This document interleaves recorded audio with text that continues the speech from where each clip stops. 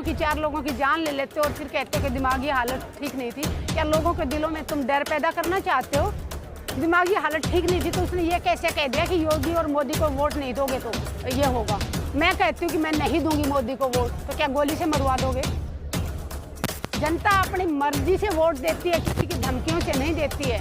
एक घर में अगर 4 लोग हैं तो 4 पार्टियों को वोट देते हैं। जरूरी नहीं कि एक फैमिली एक ही पार्टी को वोट दे। शर्मिंदा हैं हम लोग, दूसरे देशों में बैठे लोग जो ये हमारे प्रधानमंत्री जाके कहते थे भारत को विश्व गुरु बनाएंगे, वो दूसरे देशों में लोग बैठे देख रहे हैं कि भारत में पत्थर की पूजा, पत्थर की मूर्ति को देवी कहते थे, गौ माता को भी माँ कहते थे, धरती को भी माँ कहते थे, लेकिन जो असली माँ है उसको नंगा करके सरेआम उसको नोच रहे हैं, उसके सतन को खींच रहे हैं, उसकी योनि में हाथ डाल रहे हैं।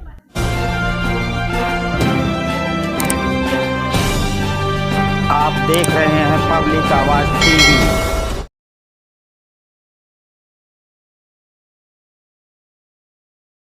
सरकार का वो कैसे देख रहे हैं आप? देखिए, ऐसे लग रहा है लोकतंत्र खत्म हो गया है, तानाशाही सरकार बनी हुई है। और कल जो ट्रेन में हादसा हुआ उसको देख के तो बिल्कुल ही ऐसे लग रहा है कि जो सिक्योरिटी में जो लोगों की सुरक्षा के लिए जिसको खड़ा किया गया था वो ही यात्रियों के ऊपर गन चला रहा है, 4 लोगों की जान ले लेता है। और जब सरकार से सवाल किया जाता तो सरकार जवाब में कहती है कि वो दिमागी हालत सही नहीं थी। मैं सरकार से पूछना चाहती हूँ, अगर उसकी दिमागी हालत सही नहीं थी तो उसके हाथ में बंदूक किसने दी, उसको ड्यूटी पे किसने भेजा? उनके जो सीनियर अधिकारी हैं उनके ऊपर जांच हो और कि अगर उसकी दिमागी हालत सही नहीं थी तो उसके हाथ में बंदूक किसने दिया? आम लोगों की, यात्रियों की 4 लोगों की जान ले लेते हो और फिर कहते हो कि दिमागी हालत ठीक नहीं थी। क्या लोगों के दिलों में तुम डर पैदा करना चाहते हो? दिमागी हालत ठीक नहीं थी तो उसने ये कैसे कह दिया कि योगी और मोदी को वोट नहीं दोगे तो ये होगा। मैं कहती हूँ कि मैं नहीं दूंगी मोदी को वोट, तो क्या गोली से मरवा दोगे?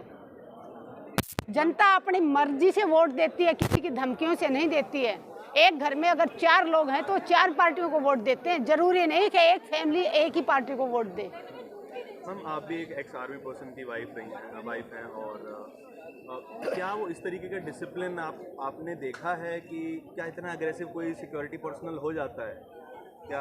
क्योंकि सर भी रहे होंगे, क्या उनमें भी डिसिप्लिन? देखिए कभी हो सकता है ऐसा, लेकिन अगर ये कह रहे हैं कि उसकी दिमागी हालत ठीक नहीं थी, अगर इनको पहले से पता था तो ये तो जानबूझ के लोगों की जान खतरे में डालने वाली बात होगी ना। बंदर के हाथ में उस्तरा दे रहे हो ना, वो किसी की भी गर्दन काटेगा ना फिर। तो मैं यही कहना चाहूँगी कि ये साजिश रच रही है सरकार जानबूझ के। जब जब इलेक्शन नज़दीक आते हैं या तो बॉर्डरों पे धमाका होना शुरू हो जाते हैं, या किसी राज्य में जाति के नाम पे या किसी राज्य में धर्म के नाम पे। तो मैं यही कहूँगी, पूरे देशवासियों से अपील करती हूँ, 2024 नज़दीक आने वाला है, भाईचारा खराब मत करना।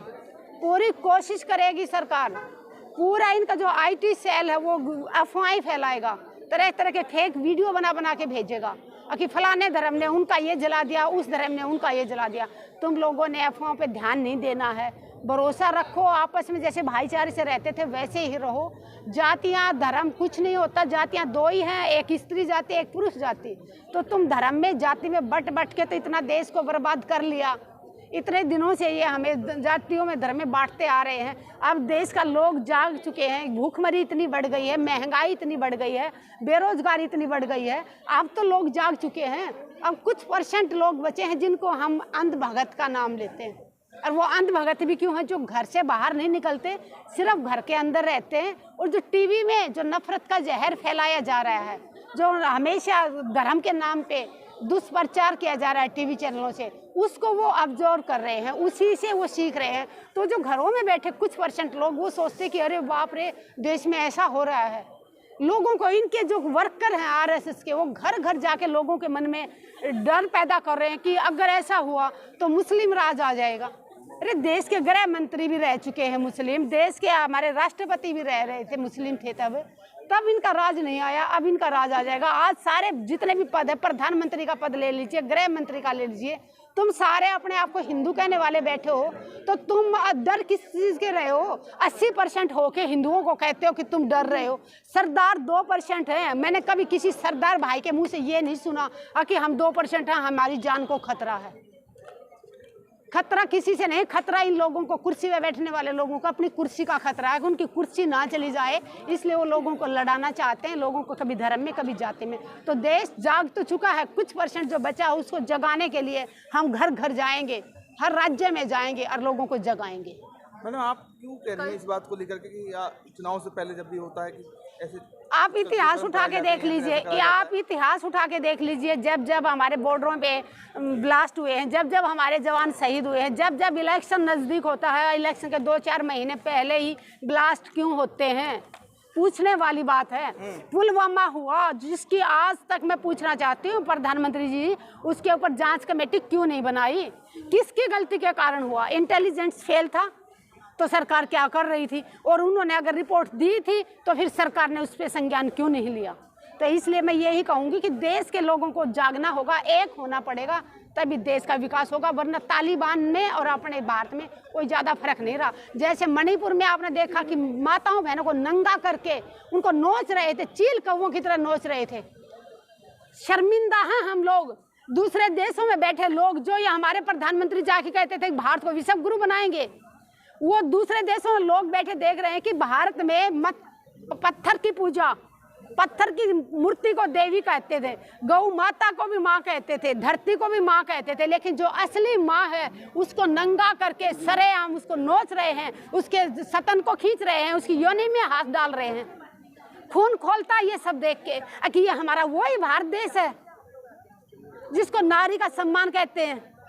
जिस घर में नारी का सम्मान नहीं होता वहाँ देवता नहीं बसते कभी भी, और हमारे देश में नारियों का अपमान पे अपमान होता जा रहा है, अपमान पे अपमान।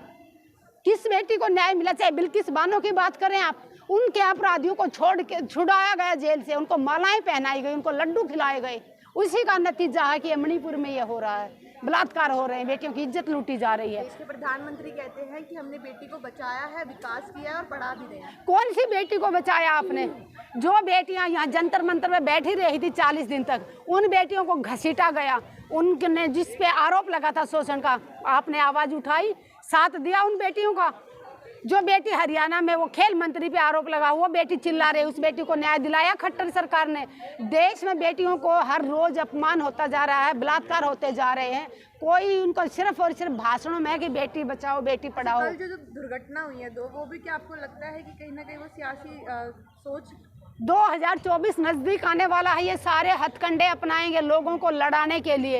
ये जानबूझ के हिंदू मुस्लिम करना चाहते हैं ताकि सारे हिंदू फिर इनके पैर पकड़े, इनको पूजें कि हमें तो अगर कोई मुसलमानों से बचा सकता तो एक मोदी जी हैं, ये दिखाना, ये साबित करना चाहते हैं। तो क्या हिंदू समाज सच में ऐसा सोचता है कि हिंदू समाज नहीं सोचता, टीवी पे बैठने वाले 2-4 लोग सोचते हैं। गाँव में आप जाके देखिए, वहाँ हिंदू मुस्लिम सब एक साथ रहते हैं। हम भी नूह में गए हैं, बहुत बार रैलियां की हैं नूह में, हमने मुसलमान भाइयों के घर में गए हैं, हम उनके घरों में खाना खाया है हमने। तो सब लोग प्यार से रहते हैं हिंदू, और सबसे ज़्यादा गाय पालते हैं, दूध घी बेचते हैं वहाँ पे। जानबूझ के जो करना चाह रहे, हरियाणा वालों से अपील करती हूँ, भाईचारा खराब मत होने देना। हाँ, भाईचारा जैसे हम इन्होंने पहले मुजफ्फरनगर में कराया था, 2016 में हरियाणा में करा था, दोबारा से ये मणिपुर वाला दोबारा कांड करना चाह रहे हैं हरियाणा में। तो हरियाणा को जलने से बचाना तो एकता बनाए रखो, जाति धर्म में मत बंटो, सरकार की चाल को समझो, और इसको इनके उल्टा इनको सबक सिखाना है कि तुम जितनी भी चालें चलो, अब फंसने वाली